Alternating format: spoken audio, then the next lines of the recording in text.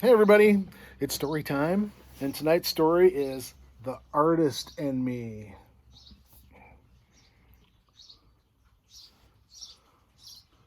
Pictures at the beginning. In the beautiful countryside in southern France near the town of Arles, long ago, I used to do an ugly thing.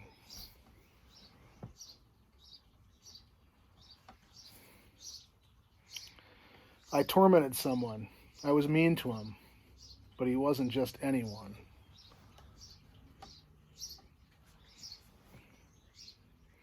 He was a crazy man. He had wild red hair and a short red beard and a dream. His dream, he told anyone who would listen, was to tell the truth by painting pictures. That made me laugh, and I did it loudly. I made sure others heard me. Everyone I knew made fun of him.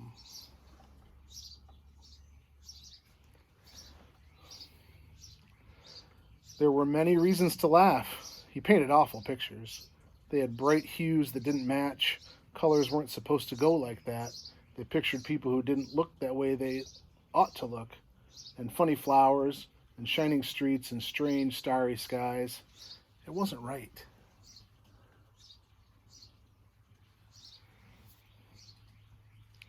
But sometimes his art made me wonder.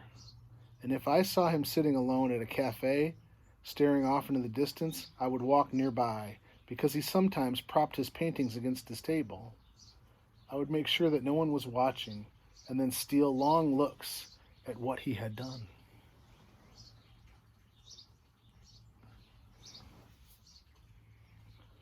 But I kept being mean to him. In crowds, of course, since that was what cowards do. There goes the fool, adults would say. A useless fool, I'd laugh with them.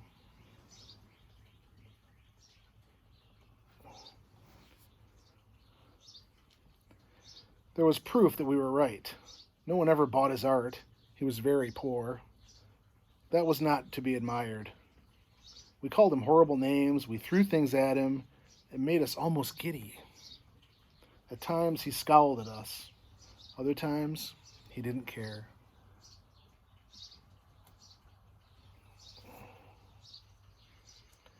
He kept painting. He painted every day, all the time, no matter the weather or how he was feeling or what we did or said to him. I must tell the truth, he would keep repeating. He was on a mission. I wondered what my mission was. But he is crazy, I reminded myself.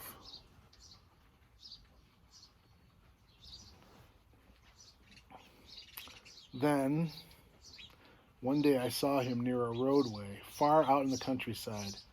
I was alone chasing something, a rabbit perhaps, and came upon him suddenly.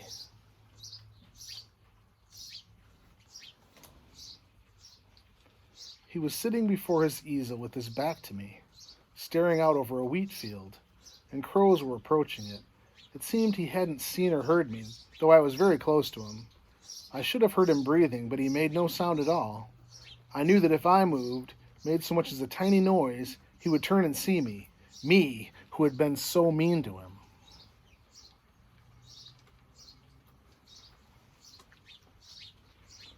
I was terrified. My knees felt weak. My eyes widened. I almost fell over, and for an instant the world was bigger and brighter than it had ever been.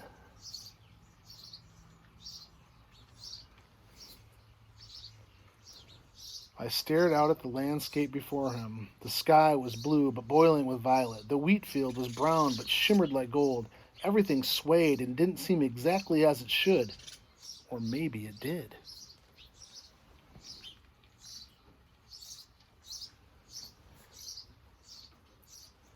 Somehow he sensed I was there. He turned and looked at me. His face was glowing. It was like the pictures I had seen of saints and churches. He knew I was frightened. He smiled, stood up and walked toward me. I shrank back. He reached out, and he offered me his painting. Go on, he said kindly. Take it.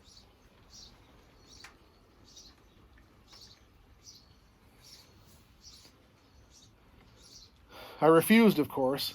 I plucked up my courage and I ran.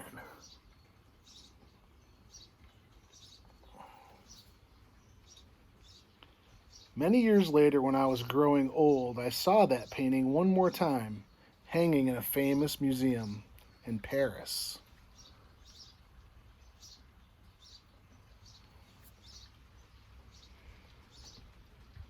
It is one of his many masterpieces, a treasure no money can buy.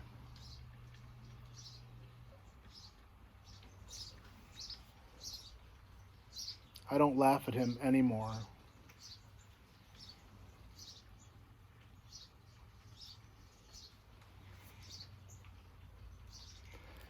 The artist was Dutch artist Vincent van Gogh.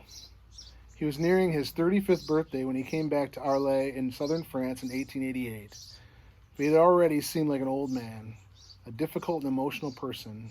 He'd always had a hard time fitting in, whether as the son of a minister in a large family, a troubled student, or an apprentice in an art dealing business.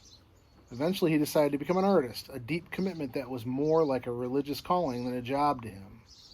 Yet he remained an outsider, sensitive and brilliant, but his own way of seeing and painting the world.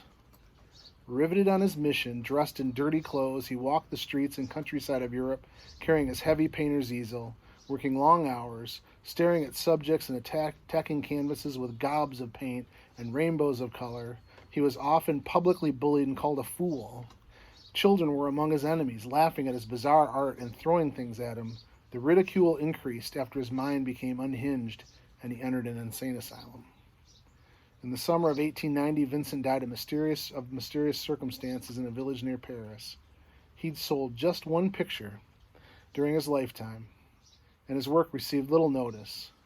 Today, some of his paintings are worth more than $100 million, and others are absolutely priceless.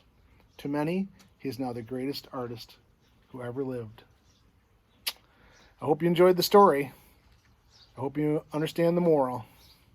And I hope you will take some time to find some Vincent van Gogh art and appreciate it for all of the brilliance that's there. And think about that when you see others who are living their own mission in their lives. Have a great night, everybody.